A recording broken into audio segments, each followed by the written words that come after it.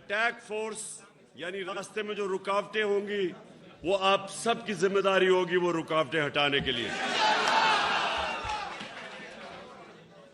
اب کل تھوڑی خاموشی جو آپ نے چیز سمجھنی ہے کہ ہم نے 26 سال ہمیشہ ہمارے سارے احتجاج پرامن ہوئے ہیں. ہم نے ہمیشہ آئین اور قانون کے بیچ میں جتنے بھی اپنے احتجاج کیے آئین اور قانون کے بیچ میں کیے.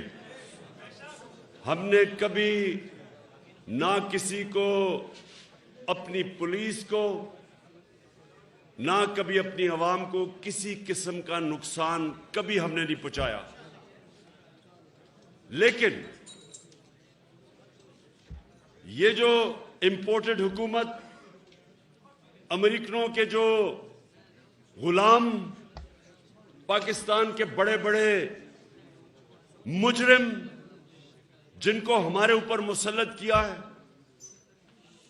کل رات سے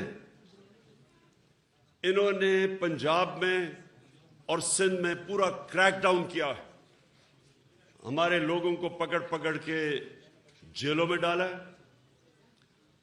گھر میں خواتین کو انہوں نے چادر اور چار دیواری کو مسترد کر کے جو ہماری روایتیں ہیں انہوں نے گھروں میں گھس کے ہراساں کیا.